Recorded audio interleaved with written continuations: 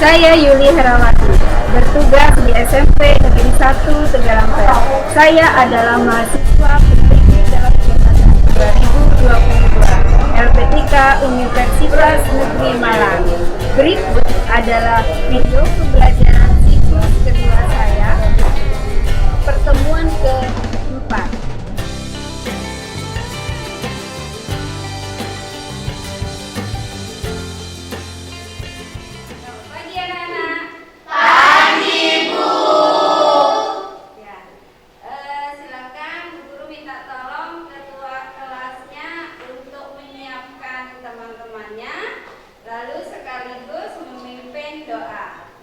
Siap berdiri. Memberi salam. Assalamualaikum warahmatullahi wabarakatuh. Waalaikumsalam warahmatullahi wabarakatuh. Berdoa dimulai. Raditu billahi rabban wa bil islami dinan wa bi Muhammadin nabiyyan wa rasulah. Rabbi zidni ilma warzuqni fahma. Amin. Berdoa selesai. Duduk kembali. Terima kasih Niki yang sudah memimpin teman-temannya untuk menyiapkan diri sekaligus berdoa. Anak-anak, Bu Guru perhatikan di sini 1, 2, 3, 4, 5, 6, 7, 8. Berapa anak yang tidak masuk di sini ya? Nah, Iya. absen dulu. Dimas, kenapa Dimas? Sakit. Mufid ya? Iya. Ya. Siapa lagi? Lydia. Satu lagi? Agil. Sebelum kita memulai pelajaran pada hari ini, bagaimana kalau kita bernyanyi dulu? Ya. Menyanyikan lagu nasional dari Sabang sampai Merauke. Silakan berdiri dulu. Nah, yuk kita mulai setelah hitungan ke-3. 1, 2, 3. Dari Sabang sampai Merauke berjajar pulau-pulau, sambung menyambung menjadi satu. Itulah Indonesia. Indonesia tanah airku. Aku berjanji padamu menjunjung tanah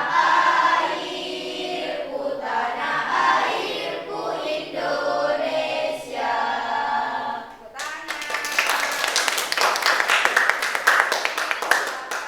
Duduk kembali. Baiklah anak-anak, Guru perhatikan wajah kalian hari ini sangat ceria. Alhamdulillah semuanya pasti dalam keadaan sehat. Randy, bukannya kemarin sore hujan pulang sekolah? Kamu hujan-hujanan? Udah, jangan sampai hujan-hujanan ya, biar tidak sakit. Iya, kayaknya sama Dayat lagi ya? Iya, kemarin soalnya Bu Guru lihat pulang sekolah kan sudah mendung, kemudian hujan. Kalian berlari-lari, tidak langsung pulang. Malah Bu Guru kelihatan ada yang main hujan-hujanan. Jadi anak-anak, di cuaca seperti ini, tolong kalian selalu menjaga kesehatan. Ya? Bagaimana caranya? Dengan makan makanan yang Sehat dan bergizi, 5 sempurna, dan tentunya apa? Minum vitamin juga bisa, ya, dan banyak istirahat. Nah, baiklah, juga lihat kelasnya sekarang sudah bersih. Itu berarti petugas piket sudah sangat bertanggung jawab dengan Baik. Ya. Sebelumnya bagaimana kalau kita melakukan tepuk IPS? 1, 2, 3. Tepuk IPS. I. Ingin tahu. B. Pasti bisa. S. Saya hebat. Yes. Anak-anak, masih ingatkah kalian materi minggu yang lalu yang sudah kita pelajari dan kita bahas bersama? Ya, Anissa. Faktor pendorong dan menghambat mobilitas sosial. Minggu yang lalu kita belajar tentang faktor pendorong dan penghambat mobilitas sosial. Betul, Anissa, betul. Untuk materi kita pada hari ini ya. Yang pertama, mengidentifikasi saluran mobilitas sosial dengan benar. Yang kedua, mengidentifikasi dampak mobilitas sosial dengan benar. Yang ketiga, menganalisis saluran mobilitas sosial dengan baik dan benar. Dan yang keempat, menganalisis dampak mobilitas sosial dengan baik dan benar. Bu Guru akan menayangkan video pembelajaran terlebih dahulu yang tentunya berkaitan dengan materi kita pada pagi hari ini, yaitu tentang saluran mobilitas sosial dan dampak-dampak mobilitas sosial.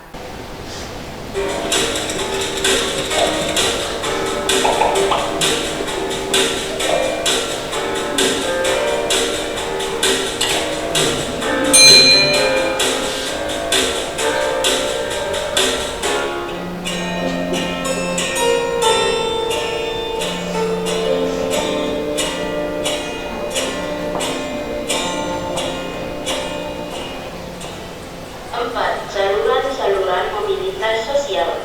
Bagaimana cara agar mobilitas sosial itu terjadi? Berikut ini adalah contoh saluran-saluran mobilitas sosial. A. Pendidikan. Pendidikan memberikan kesempatan pada setiap orang untuk mendapatkan kehidupan yang lebih tinggi. Maka dari itu, jangan sia-siakan pendidikan kalian. B. Organisasi politik. Contohnya, Presiden pertama Republik Indonesia, Insinyur Soekarno, ketika mendirikan Partai Nasional Indonesia, ia tidak memiliki jabatan pemerintahan.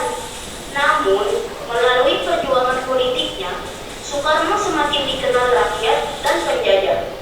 Pada saat kemerdekaan, Soekarno dipilih menjadi Presiden Republik Indonesia yang pertama. Mobilitas sosial akan lebih mempercepat tingkat perubahan sosial masyarakat ke arah yang lebih baik. Contohnya, penduduk kampung rambutan yang sebagian besar berpendidikan rendah, kemudian berpendidikan tinggi yang akan berpengaruh terhadap gaya hidup dan mata pencaharian mereka. Adapun orang yang dipecat padahal jabatannya sudah tinggi akibat perusahaan tempatnya bekerja mengalami kebangkrutan. Hal tersebut dapat menyebabkan gangguan psikologis berupa stres yang akan membawa penyakit bawaan seperti darah tinggi. Sekarang coba berdasarkan video yang sudah kamu amati tadi, ya. Lalu kamu baca yang ada di depan itu, di antara pengertian dan saluran mobilitasnya, kamu cocokkan. Mana yang cocok? Coba Bu Guru beri waktu 1 menit untuk membaca yang ada di depan. Lalu kalau bisa, silakan dicocokkan dengan cara kamu membuat garis penghubung. Yuk, Bu Guru beri waktu 1 menit untuk membaca. Sudah ada yang bisa? Sudah ada yang menemukan jawabannya? Yuk. Jawaban yang pertama, untuk lembaga politik, cocoknya dihubungkan yang mana di situ dengan pengertiannya. Silakan siapa yang bisa angkat tangan. Ya, Eka. Yuk, silakan Eka. Buat garis penghubung pendukungnya.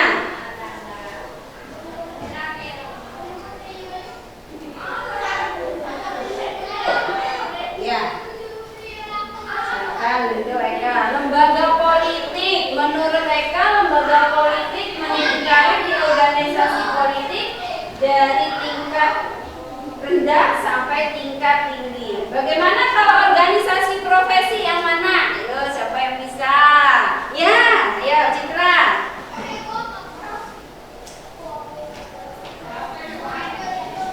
Yang lain sambil mengecek ya, apakah pekerjaan punya temannya itu benar atau kurang tepat. Ya, Citra memilih organisasi profesi. Pengertiannya, seseorang yang bergabung dengan organisasi profesi dapat meningkatkan status atau kedudukan dalam masyarakat, meniti karir di organisasi politik dari tingkat rendah sampai tinggi. Betul sudah ya? Betul. Yang kedua, organisasi profesi. Seseorang yang bergabung dengan organisasi profesi dapat meningkatkan status kedudukan dalam masyarakat. Lembaga pendidikan dianggap sebagai sosial elevator yang mengangkat kedudukan seseorang. Lembaga keagamaan, tokoh-tokoh agama cenderung disegani, dihormati dan dipercaya masyarakat. Nah, berikutnya di sini Bu Guru akan membagikan LKPD dan kalian terbagi atas beberapa kelompok untuk mengerjakan LKPD tersebut. Silahkan berkumpul dengan kelompoknya masing-masing. Kursinya boleh dipindah. Bu Guru bagikan LKPD-nya untuk kelompok 1, kelompok 2, kelompok 3, dan kelompok 4. Kamu diskusikan, kira-kira berdasarkan gambar itu saluran mobilitas apa yang menyebabkan terjadinya keadaan tersebut. Yang kedua, jelaskan dampak dari mobilitas sosial dari gambar yang kedua. Nah, yang ketiga anak-anak, nanti Bu Guru minta kamu menggambar peta konsep. Ya, peta konsep tentang saluran mobilitas sosial.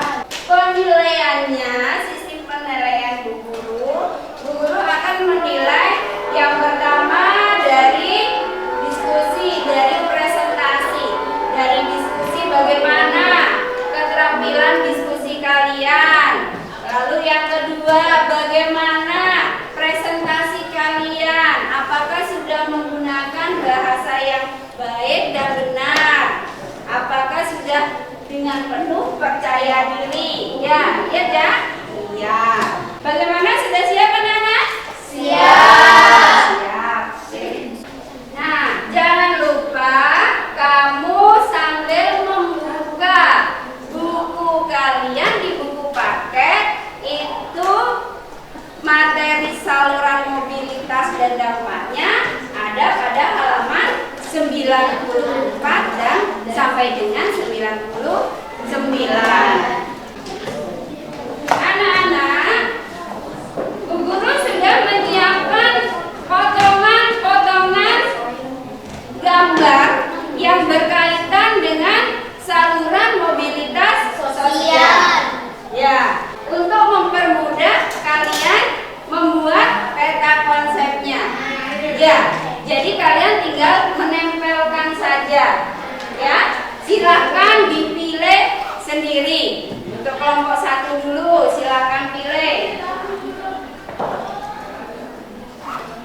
Yang mewakili, gambarnya yang mewakili ya. Gambarnya yang mewakili. Akan dikerjakan sesuai dengan tugasnya masing-masing. Yang mengerjakan tugas proyek dikerjakan, yang bagian menempel membuat peta konsep silakan dikerjakan. Jadi nanti sama-sama selesai.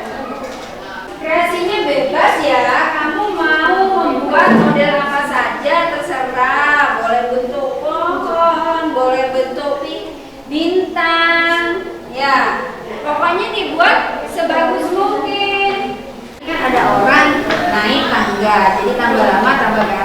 berarti dia mengalami mobilitas sosial vertikal ke atas. Melalui apa dia bisa naik ini? Salurannya melalui ini.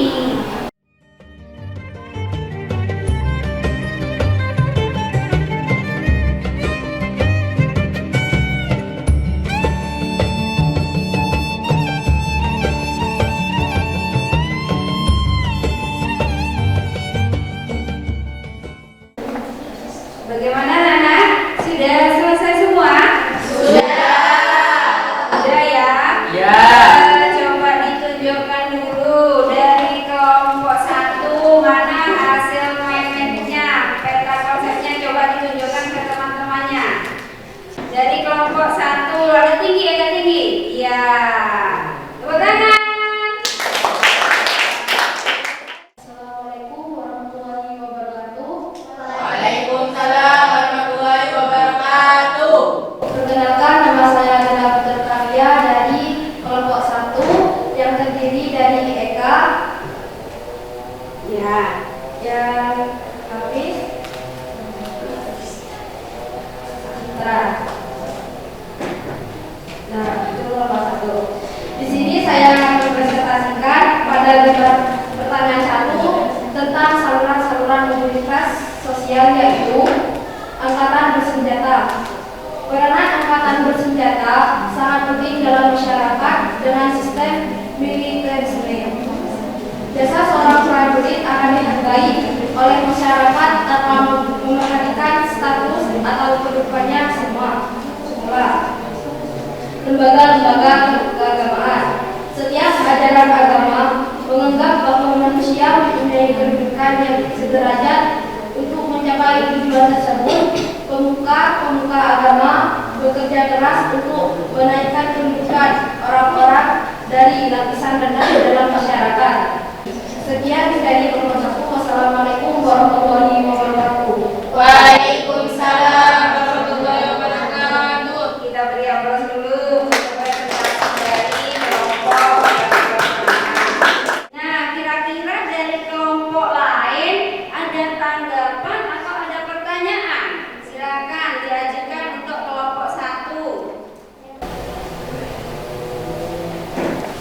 Kalau untuk gambar yang ke-1 oleh pakai baju tentara, bagaimana saluran mobilitasnya? Jelaskan. Terima kasih atas pertanyaannya. Izinkan saya untuk menjawabnya. Untuk gambar itu, orang yang berkemiliteran, misalnya seorang prajurit yang bertugas dengan baik dapat memperoleh kekuasaan dan kemenangan yang lebih besar. Ya, bagaimana? Bagaimana kelompok 3? Ya, sudah puas ya dengan jawaban dari kelompok 1. Nah, anak-anak, dari hasil diskusi kalian di sini apakah sudah bisa dipahami semua? Bisa. Bu Guru nanya, bagaimana pembelajaran kita hari ini menurut kalian bagaimana? Bu Guru mau merefleksi pembelajaran kita pada pagi hari ini yaitu tentang saluran mobilitas sosial. Kira-kira bagaimana? Seru ya? Iya. Menyenangkan tentunya ya? Ini kalian sudah bersama-sama membuat gambar, membuat peta konsep, mewarna, sekaligus menjawab pertanyaan yang ada di LKP. Bu Guru akan memberikan evaluasi untuk kalian. Ya, silakan dijawab. Bu Guru beri waktu cukup 5 menit saja. Akan Bu Guru bagi post testnya.